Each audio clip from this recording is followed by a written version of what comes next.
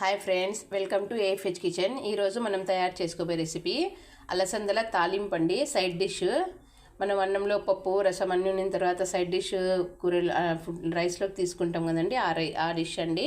ఇప్పుడు దీన్ని ఎలా తయారు చేసుకోవాలి, దీనికి కావాల్సిన పదార్థాలు: అలసంద బ్యాళ్ళు 1 కప్పు తీసుకున్నానండి. కావాల్సింటే అలసందలైనా తీసుకోవచ్చు.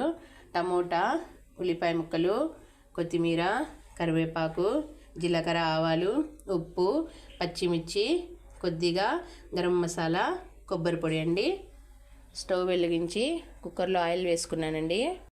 ఆయిల్ బాగా వేడైందండి. ఇప్పుడు ఇందులోకి పోపు దినుసులు, కరివేపాకు, అలానే పచ్చిమిర్చి,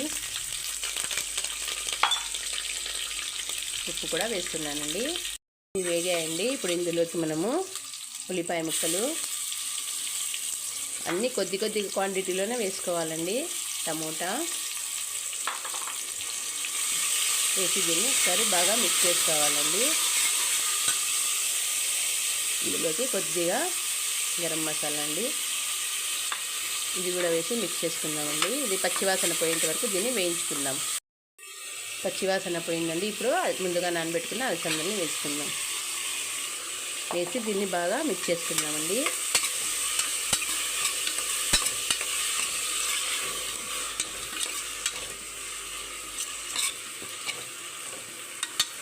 $10 minutes హై ఫ్లేమ్లో కుక్ చేసుకుందామండి. ఇవి బాగా వేగాయండి.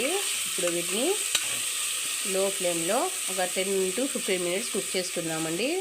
మూసిపెట్టి లో ఫ్లేమ్లో కుక్ చేసుకోవాలండి.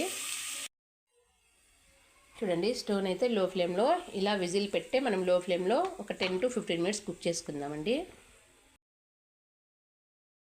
చూడండి ఎంత బాగా అలసందలు వేగాయో. కావాల్సింటే నేను ఒకటి చూపిస్తాను మీకు. చూడండి ఎంత మెత్తగా ఉడికిపోయాయి. ఇప్పుడు ఇందులోకి కొబ్బరి పొడి ఆప్షనల్ మాత్రమే అండి. మనకు కావాలంటే వేసుకోవచ్చు, లేకుంటే ఏం లేదు.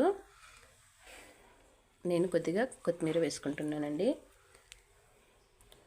కొబ్బరి పొడి చాలామంది తినడం వల్ల ఛాతీ కాలుతుందంటారు. అలా వాళ్ళు ఏం అవసరం లేదండి, తినేవాళ్ళు మాత్రమే. ఇలా వేసుకోకున్నా కూడా చాలా టేస్టీగా ఉంటుందండి.